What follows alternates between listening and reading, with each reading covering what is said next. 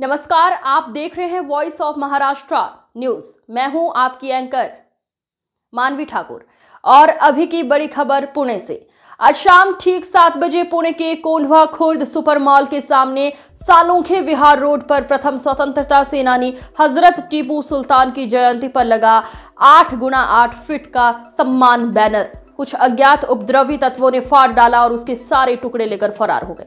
Banner पर Chhatrapati Shivaji Maharaj, Chhatrapati Shahu Maharaj, Mahatma Jyotirao Phule, Savitribai Phule, doctor Baba Saheb Ambedkar, अन्ना भाऊ साठे, लहूजी वस्ताद, फातिमा शेख और हजरत टीपू सुल्तान के चित्र थे। लिखा था, सभी मराठों, मुसलमानों और दलितों का गौरव। इस घटना से स्थानीय महार अनुसूचित जाति समाज में भारी रोष है। पैंथर आर्मी पार्टी के पदाधिकारी एवं स्थानीय निवासी रामचंद्र बुआ जगताप, उम्र 45, पता G23 super mall Kondhwa Khurd, तुरंत कोंढवा पुलिस स्टेशन पहुंचे और लिखित शिकायत दर्ज कराई। उन्होंने इसे महापुरुषों का अपमान, दलित समाज की भावनाओं पर हमला और सांप्रदायिक सामाजिक वैमनस्य फैलाने की सुनियोजित साजिश बताया। शिकायत के बावजूद पुलिस ने अभी तक FIR दर्ज नहीं की है। रामचंद्र बुआ जगताप ने साफ चेतावनी दी है, कल सुबह 9 बजे से मैं कोंढवा थाने के सामने अनिश्चितकालीन भूख हड़ताल शुरू कर दूंगा। जब तक अपराधियों के खिलाफ केस दर्ज नहीं होता, मैं एक बूंद पानी भी नहीं लूंगा। समाज के लोग एकजुट हो रहे हैं। अगर पुलिस ने तुरंत कार्रवाई नहीं की तो ये मामला पूरे पुणे में बड़ा आंदोलन बन सकता है। पुणे से मुन्ना मुजावर की रिपोर्ट। आज दिनांक 19 नोव्हेंबर 2025 रोजी आम्ही कोंढवा नागरिकांच्या वतीने उद्या 20 नोव्हेंबर रोजी प्रथम स्वतंत्र सेनानी शहीद टीपू सुलतान यांची जयंतीनिमित्त बऱ्याच ठिकाणी त्यांचे बॅनर्स लावले होते।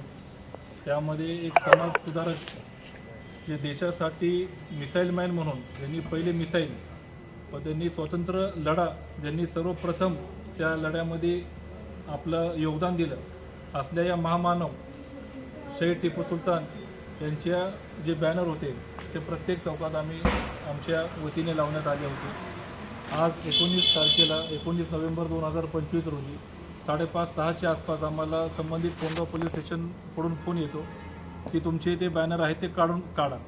आम्ही ज्यावेळेस त्यांना विचारतो की का काढायचं संबंध काय, तर त्यांच्याकडून असं आम्हाला उत्तर देण्यात येतो की ते लॉ अँड ऑर्डरचा प्रश्न निर्माण होतो।